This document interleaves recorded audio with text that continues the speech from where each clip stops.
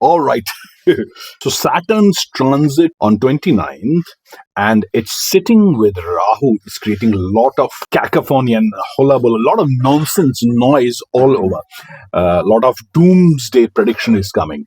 Market's going to crash. There would be war, and there would be a lot of problems. This is absolutely hogwash. Nonsense, a scam, and I hope the audience actually shares this video all over, because I'm going to, not me, the mathematics of astrology is going to logically debunk one by one why this Saturn and Rahu configuration is not going to affect adversely to anybody in the world. As a matter of fact, a huge upsurge, और जिसको कहते हैं उल्टी गंगा बहने जा रही है, पासा उल्टा पड़ने जा रहा है, कहानी घूमने जा रही है. Lot of people are going to make huge money. Luck factor is going to go up. Market is going to go up. We are going to discuss 3 important logical points. I really hope that you understand them and be stress-free. Already you are in stress. Not only you, but a lot of other people who are seeing this nonsensical video about Saturn and Mars configuration, and it's going to be very dangerous and all that. Like you, most of the people have even stopped working, especially people who are into import and exports. They are in fear. Their confidence is low or gone completely. And first is, remember, half truth is a lie. Okay, Saturn is going to sit with Rahu, no doubt, that's a fact. But Saturn is also going to sit with 1, 2, 3, 4 other planets.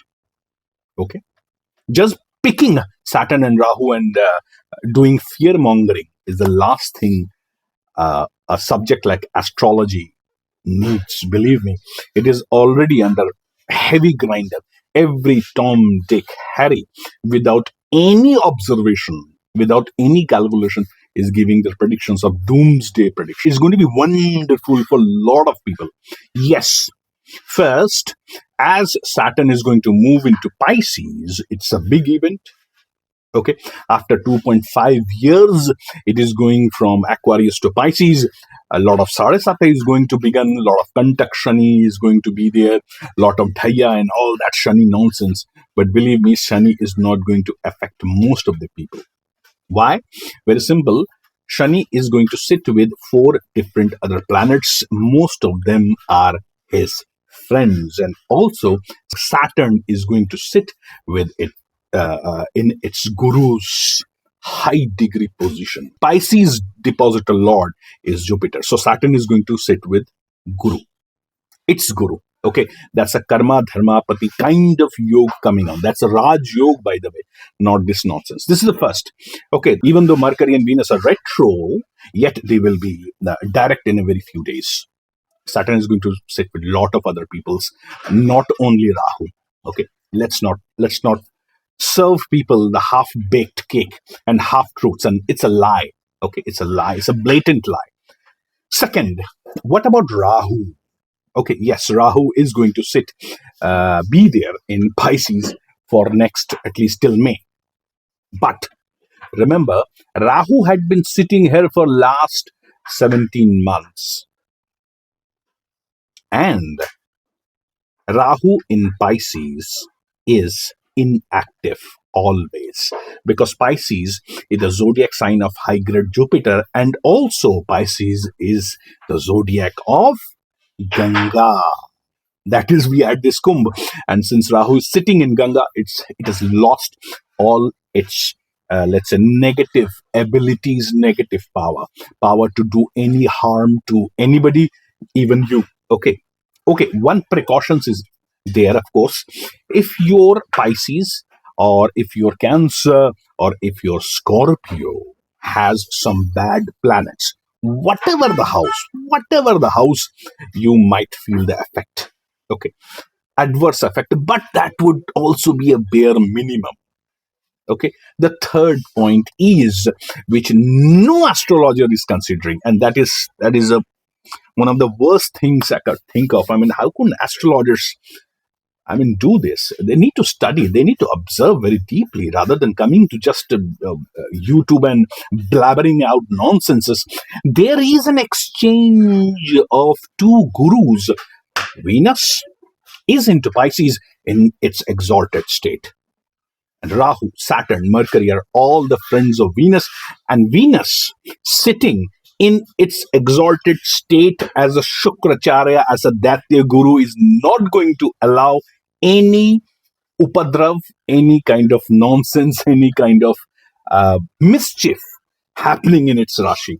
And Jupiter is sitting in Vrishab, the depositor Lord Venus's zodiac. Therefore, there is an exchange. Oh my God. There is an exchange of two gurus, Jupiter and Venus, both sitting in each other's Rashi. It's unbelievable. And that is the third reason, the most profound why Saturn transiting in Pisces and sitting with Rahu is not going to be any problem to anybody. Now let's talk about some of the benefits that are going to come. There could be some trouble, or let's say some changes in the political system of any northern state or even in India. Why? Because Sun is going to sit with Saturn. बाप बेटे का एक configuration hai. Sun is going to be sitting with Venus again. Little bit. Venus is his minister, king's minister. Not a very good configuration. Sun and Venus is not too good. Okay. Now Sun is also going to sit with Rahu. So there could be some changes.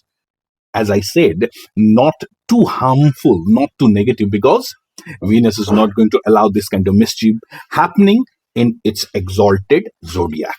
On the top of it, Jupiter and Venus have exchanged. So we can consider Jupiter as also coming to its own Rashi of Pisces, hence creating huge power to Jupiter and Venus because of this wonderful exchange. Market. Now, this is very important. Venus is money, Mercury is business, Sun is a government, Rahu is a expansion, and Saturn is karma. So, some kind of market, new investment, some tariff which are floating in the market as some kind of negative thing. Trump is going to levy on tariffs and this and that. I don't think it's going to happen. Market is going to open.